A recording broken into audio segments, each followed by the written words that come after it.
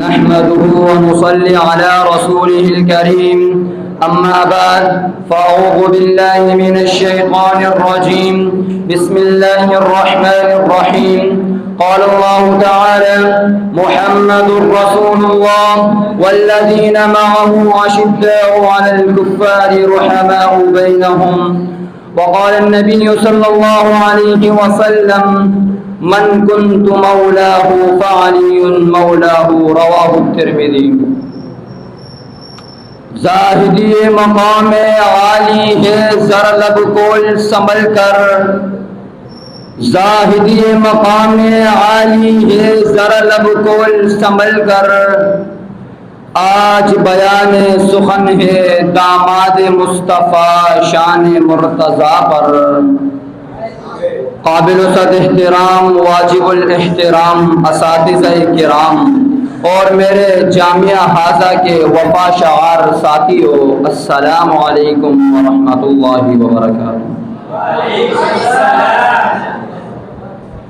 عزیزان من، سیدنا علی المرتضی رضی اللہ تعالی عنہ وہ عظیم انسان ہے کہ جن کو زمانہ طفولیت میں ہی ایمان نصیب ہوا۔ آپ وہ عظیم ہستی ہے کہ جن کی تربیت امام الانبیاء کے گھر میں ہوئی۔ آپ وہ نیک بخت انسان ہے کہ جن کو ہجرت کی رات امام الانبیاء نے لوگوں کی امانتیں سونپ کر اپنے بستر پر سلایا۔ آپ وہ عظیم انسان ہے کہ جن کے نکاح میں محبوب خدا کی لخت جگر فاطمہ آئی۔ آپ وہ ذی شرف و عزت صحابی رسول ہے کہ جن کو پیارے آقا علیہ الصلوۃ والسلام نے اللہم اہد قلبی وثبت لسانی کی دعا دی۔ جی ہاں، آپ وہ بختاور پدر ہے کہ جن کو حسنین ملا۔ آپ وہ بہادر ہے کہ جن کو غزوہ خیبر میں عزم شجاعت ملا۔ آپ وہ نڈر مجاہد ہے کہ جن کو دربار رسالت سے اسد اللہ کا خطاب ملا۔ آپ وہ عظیم صحابی ہے کہ جن کو چوتھے خلیفہ کا اعزاز ملا۔ مجھے کہنے دیجیے نا، آپ وہ صحابی رسول ہے کہ جس کی عظمت و شان کو، مقام اور مرتبے کو امام الانبیاء، خاتم الانبیاء، محبوب کبریا، ساقی کوثر، شافی محشر صلی اللہ علیہ وسلم نے بیان فرمایا۔ ترمذی کے الفاظ ہے، کہیں فرمایا ترمذی کے الفاظ ہے وَقَضَاهُمْ عَلِي، ایک اور مقام پر ارشاد فرمایا انت منی بمنزلت ہارون من موسیٰ علی انہ لا نبی بعدی، رواہ متفق علیہ۔ سیدنا فاروق اعظم فرمایا کرتے تھے وَقَضَيْنَا عَلِيٌّ وَأَقْرَأْنَا أُبَيٌّ، اسی طرح پیارے آقا علیہ الصلوۃ والسلام نے اعلان کر دیا کہ من کنت مولاہ فعلی مولاہ، جس کا میں دوست ہوں علی بھی اس کا دوست ہے، رواہ الترمذی۔ سامعین محترم، پیارے آقا علیہ الصلوۃ والسلام نے حضرت علی سے کہا اے علی، آپ کے دور میں دو طبقے پیدا ہوں گے، اور دونوں کے دونوں گمراہ ہوں گے۔